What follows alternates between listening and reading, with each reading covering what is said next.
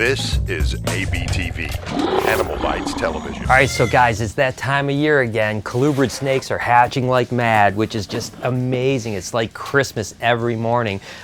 You work all year and you feed the snakes, and you clean them, and you water them, and then you breed them, and it's exciting to get eggs. And of course, you guys can check out the egg video that we did on getting these eggs. I'll go ahead and put an annotation right here, but the best part is when they're actually hatching, and that's what we have going on right now. So just take a look at some of these beauties here.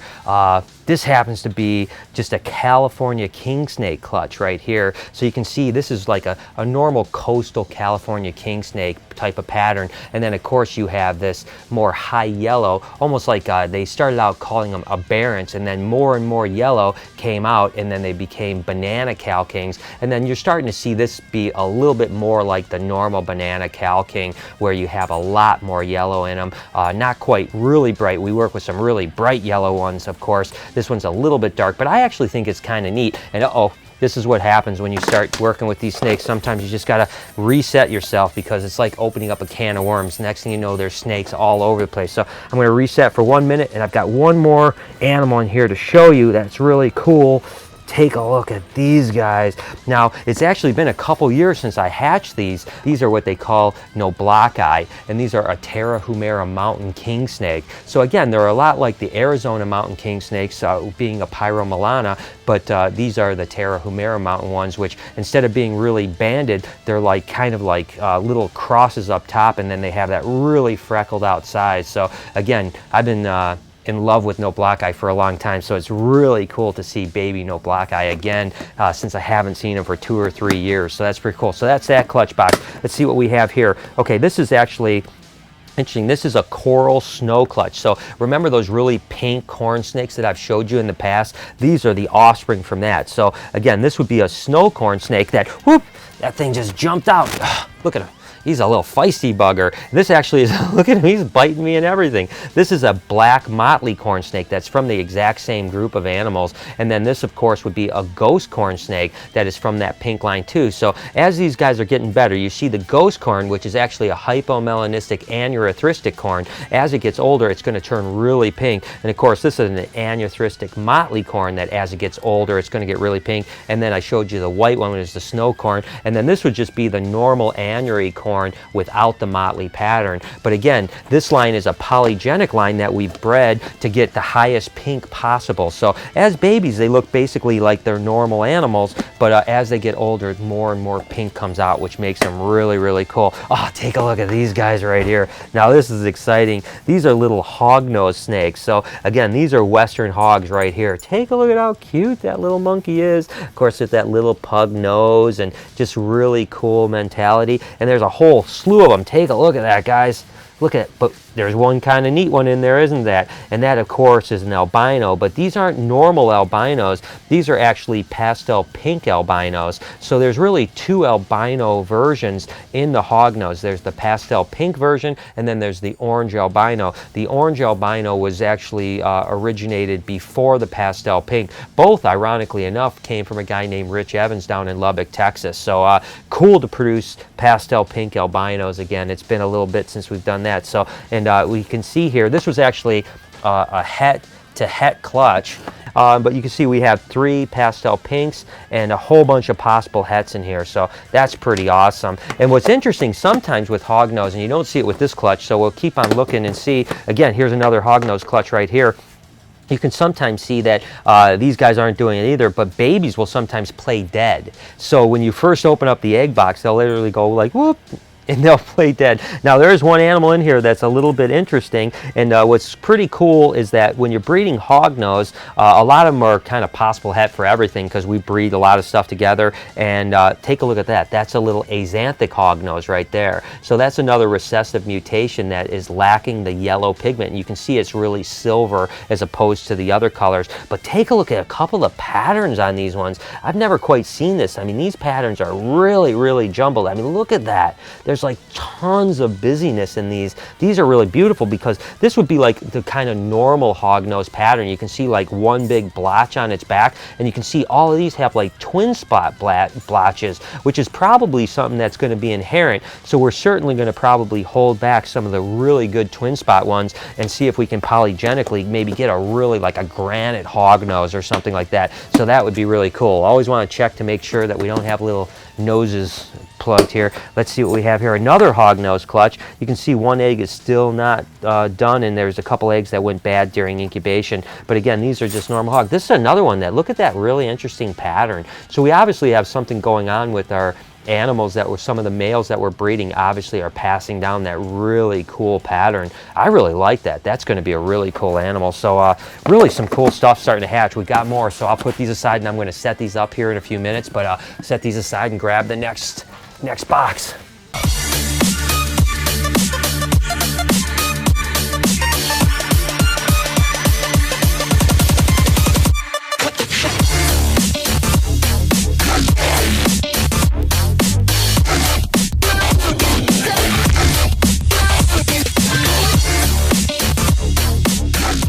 Let's see what we got here.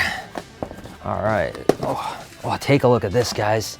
This is a whole clutch of really nice scaleless Texas rats. So this is that like really beautiful line, that fluorescent line that has hardly any scales on it. So when these guys get a little bit bigger, wow, they're going to be beautiful. So this is a really nice clutch. And again, I've talked about it before, is that the weird thing about Scaleless is that when they hatch, their skin's a little bit almost like sticky. So they get all that vermiculite actually stuck on them. So we have to give them a good bath, look at them, and then put them away. And again, remember when I was showing you guys the Noblocki, the Tarahumara mountains? These are the Arizona mountain kings. So these are a Pyromellana woodeni, which is just a subspecies of the Tarahumara. So again, they have the more typical triads like you would see in a lot of milk snakes, or in this case, king snakes. But pretty cool, huh? And this is just one little Arizona mountain king. So obviously that wasn't a great clutch, but we did hatch one. So that's always really cool. Let's see what we got here. We've got, again, this is another pink snow line. This is, again, you can actually almost see the pink in this snake right here. Look at how pink that ghost corn is. And that's just as a baby. So as that thing gets bigger, ooh, is that thing going to be beautiful. And again, we just have snow corns right here. So this is all that pink line of corn snake, because we're really working on that. That's one of my pet projects, is just, I want a fluorescent pink corn snake. So we're working on that. Let's see what we have here. Okay, this is pretty cool. These are some Mexican black kings. These are the nigritas, which are those jet black king snakes that I work with. I always call them the poor man's indigo snake, because as these get bigger, they're just jet black. And then these guys here are actually a desert king, or a splendida. So actually they range in a pretty similar area, the nigritas and the splendida. But these are again, these are desert cal kings, which are really cool. You can see some are really bright. So these are beauties. So there's a couple nice sized clutches of king snakes right there that are going to get set up. And you might ask why, number one, I cohabitate those within a thing, and that basically when I put two clutches in the same box, I can always know, I'm going to tell the difference between a splendida and a nigritas, number one. Number two, you might think, well, these are king snakes, aren't they going to eat each other? They don't eat for about 7 to 10 days because they're full of yolk from that egg. So you don't have to worry about them. As long as you get them separated out in the first week or so, you won't have cannibalism. Let's take a look at these guys. Oh, speaking of another king snakes, these are really beautiful albino California king snakes. Look at the banding on these guys. And then of course these are Pueblan milk snakes right here. And again, these are the apricot ones. So you have some that have that kind of more orangey band, and you have some that'll have almost a white band. These happen to be the orange band ones. So again, we'll get these guys separated out and get set up. So let's see what else we have. All right, what do we got here? Oh, we got some other Mexican black kings. Again, they're just always amazing. I mean, Mexican black kings are some of the coolest little guys. I mean, take a look at how great those are. And then, of course, we've got some Pueblan milk snakes here that are apricot Pueblan milk snakes. Whoa, where are you at? Come on, buddy. Maybe this is, oh yeah, that was it. That's really cool, huh? Look at the way those triads go right here on the end right here. See how they kind of mold together? They're supposed to be bands, and instead these two fuse together, and these ones kind of fuse together a little bit to make some really funky patterns on it. Just look at the side there. That's just really cool. And again, you know, these are something that can be polygenic. You can actually breed for aberrancies. We work with like really crazy aberrant patterns, whether it's Halloween or Oreos or again, striping and stuff like that. So this could be the start of something really cool. So definitely hang on to that. That's really a neat animal. So guys, this is what's hatched just over the last day or two, which means all these snakes have to be set up. That's a lot of baby snakes. And I don't know about you guys, but I'm excited just to see what's hatched. So what do you say we just dove right into it? Let's pull this first clutch down right here. This is actually a sun-kissed striped corn bred together, and there's all kinds of mutations in here because again, a lot of the corn snakes are het for all kinds of different things. So this happens to be a sun-kissed motley corn snake with a really cool striped neck pattern here. We got all kinds of stuff. We have black corns, we have a little ghost corn in here, and we even have hypo corn. So again, that's pretty typical when you've got a corn snake clutch, is you just start getting all kinds of crazy different things. Let me see what we have here. Oh, these are really pretty. Of course, these are albino Nelson's milk snakes. So again, these guys are that beautiful kind of candy cane thing, you know, that I always love with milk snakes. And this would just be the normal Nelson's milk snakes, of course, that you would see in the wild, you know, the wild type Nelson's milk snakes. So I mean, I tell you what, when the albino Nelsons first came out, people were just freaking out about how amazing they were, you know, and it's really cool that now they're being produced on a pretty good level, so they're affordable as a pet now, which is really awesome. Oh, look at this, guys. Oh my gosh, I get so excited when I see this. This is baby rhino rat snakes. That's right, I love rhino rat snakes, and these are little babies here. And again, you can see they kind of have that gray olive color when they're babies, but as they get bigger, they turn that beautiful green with white and black freckles in them, and that is absolutely gorgeous. Oh my God, I love that we have little baby rhino rats. Let's see here. Gosh, it's like Christmas all the time. Let's see, here's some more corn snakes, and you have a little snow corn snake, which is an albino aneurystic corn snake. So this is a double recessive mutation here. And then of course this would be just the normal albinos or amelanistic that is lacking the black, and then just some normal corn snakes here. And again, you see with corn snake clutches, a lot of times you'll see that like polymorphism where you just get 3, 4, 5 mutations in one clutch box. That's just pretty easy to do. Let's see what we have here.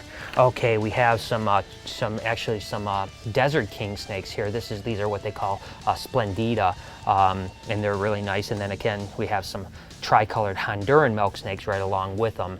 So again, these were in a clutch box together, and a lot of times what we'll do is we'll just take them out of the clutch box and we'll put them into a box like this that has aspen bedding and water until we get them set up. But these guys will be set up today and tomorrow. So let's see what we have here. Okay, we have some cool stuff here. We have a little motley corn snake, and what's interesting about this is actually a caramel motley corn. So I was just talking about the caramel stuff. This is a caramel motley, and what's interesting is when the motleys first came out, they actually called them motley mutant corn snakes. Over time, the motley mutant fell away, and it just become motley corns now. But we also have in this this clutch here too, we have this little guys too, which are aneurystic motley corns. And again, you can see that really nice striping down it, which is really cool. And basically, the motley is something that just has that really reduction of side pattern. It has no belly pattern whatsoever. And like I said, sometimes they have the striping as well. So that's what that motley corn does.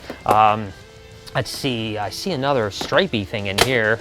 So yeah, look at this. This is actually, oh, this is really pretty actually. This is actually an ultramel striped corn snake. So the ultramel is actually allelic to albino, and it kind of is like a hypo-ish looking thing, but it typically has more reddish eyes. And as a matter of fact, this is an actual ultramel here, and you can see how just really hypo it looks, and you can see like kind of almost like the purple where the black would normally be, and that is an ultramel. So when you breed what I meant by allelic is when you breed an ultramel to an albino, half the babies come out ultramel and half the babies come out albino. Whereas if you bred a hypo, which looks similar to an albino, all the babies are going to be double het for both hypo and albino, so they're going to be normal looking. So again, the ultramel reacts with the albinos. And again, this clutch has all kinds of stuff, black corns, ghost corns, all kinds of things. And again, I was telling you that that's just a classic example of how corn snake stuff goes. Is usually when you're hatching, you're just hatching all kinds of little things here. This is a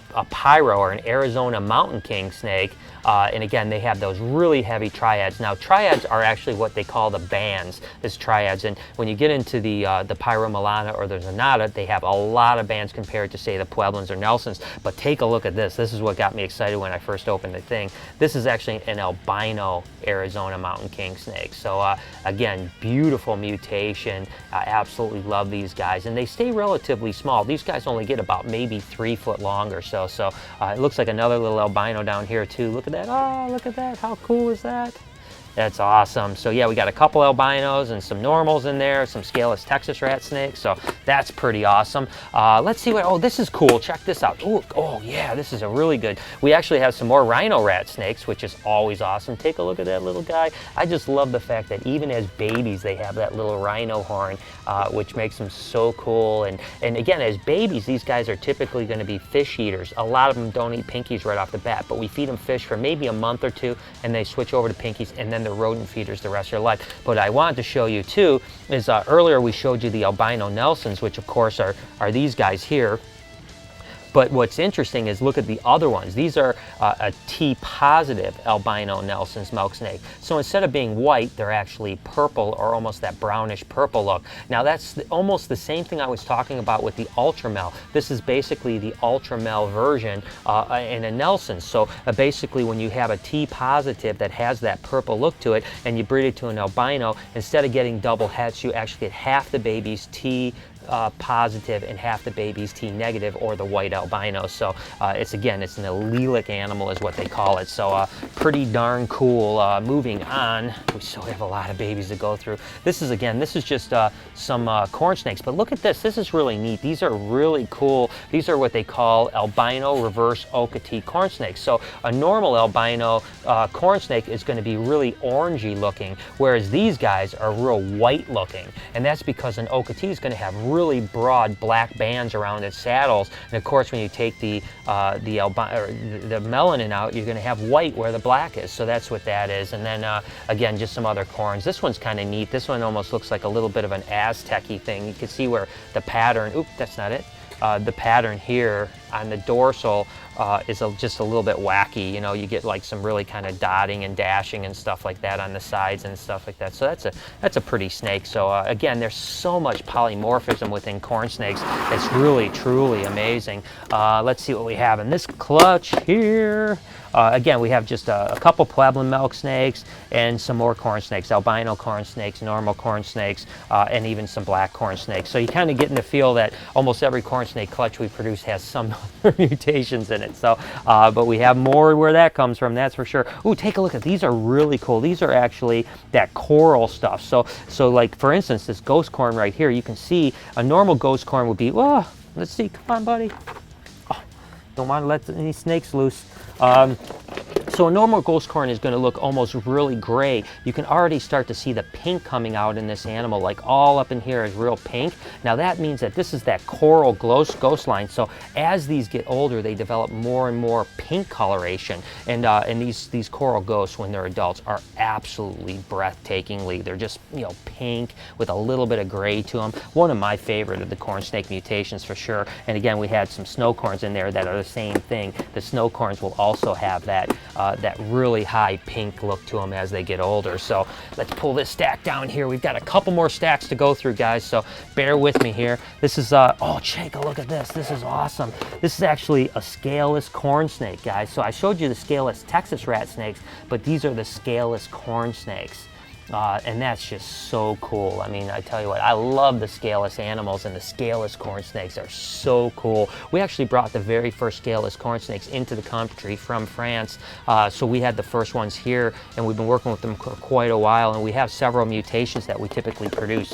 So that's a bonus there for sure. So that's really, really cool. Again, just some normal corn snakes here. These are actually het for scaleless. So nothing too crazy there. Looks like we have some more Pueblan milk snakes. And again, you can kind of see, like, look at this one right here is neat, how it's got that really heavy band on its neck right here, which is pretty cool. And that's just what they would call a sock-headed Pueblan milk snake. So sometimes we work towards a reduction of banding or triads, like I told you earlier, and sometimes we want more triads. So sometimes we want more triads, sometimes we want less triads. And in Pueblans, you can really, really work on those mutations a lot. And then let me see what I got in this box here. Oh, check a look at this. Got some more scaleless corn snakes. Take a look at that. Look at that. That's beautiful. And again, there's a lot of polymorphism within corn snakes. And this was actually a het for albino clutch, but it doesn't look like we got any albino scaleless, which is, okay, whoop, whoop, watch out, buddy. Oh, there we go. This is when you start getting into trouble. When they start going, okay, I'm gonna get out of here. So, and then you gotta always make sure you don't clip any heads in the boxes. That's the biggest thing, is always keep an eye on the boxes. So that's good for that stack. Okay, we've got 2 more stacks to go through quickly here, guys. Some more albino Nelsons, and actually just one little, oh my gosh, look at this swatch of albinos in there. Oh, there's a couple T positives down here. You can see the purple stuff right here. So, and you see that little purple head instead of the white head. So, so that's pretty cool. So that's not bad. And I love the albino Nelsons. They're really, really awesome animals. Here's some other. Oh, look at these. These are actually lava corn snakes. Again, it's a different type of hypomelanistic. It's a recessive trait. So the hypomelanistic was the first hypo out there, and then there were lava corns that are just a lot more extreme than the hypos. See that right there? I mean, they're just really, really hypo, tons of purple. They look similar to the Ultramel stuff, but they are a little bit different. So, so that's pretty cool. Let's see what we got here. We've got some corn snakes and some Nelson's milk snakes. These are actually het for terrazzo corn snakes here. So yeah, that's nice. That's very nice. Okay, let's see here. Keeping on moving on. Oh, look at that. What the heck is that? I'm not even sure what that is.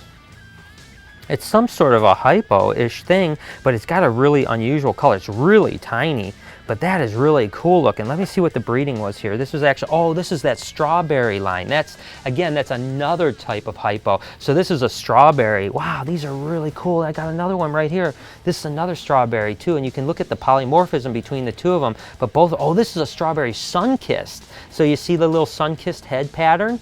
So this is a strawberry, and this is a strawberry sun-kissed. Wow, that's really, really cool. And here's another one right here. This is another strawberry sun-kissed right here. So wow, that was cool. These are really beautiful. They're little tiny guys though, so we're gonna have to really work hard to make sure we get those eating really well. Oh, here's some Mexican Black Kings. This is a nice menagerie here. We've got Mexican Black Kings right here. We've got corn snakes, hypo corn snakes here, and we've got Pueblan milk snakes over here. So, so somehow there's probably 3 small clutches, and sometimes we'll put, when there's just a handful of clutches, we'll just kind of put them together to save space. But yeah, that's pretty awesome. Good stuff. Lastly, in this rack, it's just a bunch. Oh, look at these Pueblans though. Wow, wow, look at that. I was telling you about those triads and trying to reduce triads. Look at that. It's got the big sock head, and it's also got the really wide bands, and there's a couple of them in here that are screamers. Oh my gosh, take a look at that. That's a beautiful clutch, man. Holy cow. Those are some really nice sock heads. And what's interesting about this is that these were just coming from normal Pueblan milk snakes, so we weren't actually breeding for sock heads with this particular breeding, but probably genetically it was already in there because we work with a lot of those. Okay, last stack, guys. Oh, take a look at this. These are really, really cool. These are actually banana calkings, but these are albino desert phase calkings. So they're actually like a high white albino calking. So, and you can see the difference. I mean, look at some of these have some really cool back pattern to them where they almost have like striping. This is an albino version, which is of course recessive, and then the high white in the normal coasters, what we call bananas, are it's polygenic. So you're basically breeding the highest white to the highest white. It probably took 8 or 9 generations to get to that white of an animal, because again, in the first generations you might have 20 or 30% white, then 40, 50%, then 60, 70%. Now we're at like 99% white, so that's pretty freaking awesome. Let's see here. Got some more corn snakes and albino Nelson's milk snakes. These are really pretty. Take a look at those, and that's really a gorge. That's just a hypo corn snake, but that's a really pretty one. So that's really nice. Let's see. Some more stuff here. These are just black corn snakes. The black corn snakes are essentially what they call aneurystic, so they're lacking the red pigment. So it's pretty awesome. Good stuff there. Just a few more boxes. Let's see what we got here. Oh, look at little Hognose. Look at those little guys. How cute is that? Little tiny Hognose snakes. I mean, I tell you, I always tell people, when you buy a Hognose snake, it's got so much personality, and it's just so interesting that people just fall in love with them. You can't really almost own one hognose snake because they're just so cool that as soon as you have one, you want more, because they're one of the more unique colubrid snakes. There's no doubt about that. Here's some more Arizona mountain king snakes, and then a scaleless Texas rat snake is in here too. I'm really not sure what he's doing in this box, but it's and he's a little feisty bugger too. Look at this guy. Hello. Oh my gosh. But yep, so Arizona mountain king snakes, scaleless Texas rat snakes. Let's see what we got here. Ooh, this is actually cool. We hadn't seen this before. This is actually a striped corn snake.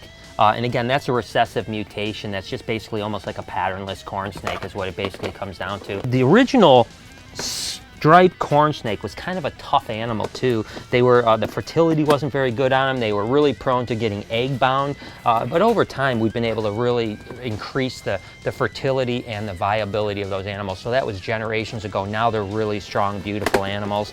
And lastly, just a clutch of corn snakes. We've got just normal corn snakes and albino corn snakes. So there you have it, guys. I mean, what do you think? That's a lot of snakes, huh? Well, now that we've seen them all, we have to set up cages and we have to put them in and get water in them. And again, probably within a week, we're gonna have to start feeding them. So we have our work cut out for us. And again, once we get these set up, there's probably gonna be that many more set up tomorrow and the next day and the next day. So it's a great time of the year to be a snake breeder. I hope you guys are enjoying a little look into what it's like to hatch stuff here at BHB. And as always, guys, I'm Facebooking and tweeting my way through things. So make sure to follow me over at SnakeBytesTV and on Instagram at SnakeBytes.tv. Until next week, you've been watching Snake Bites.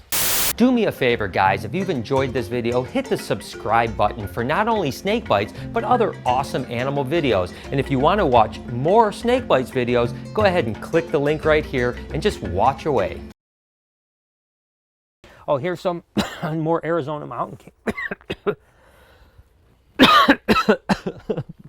Swallowed a fly.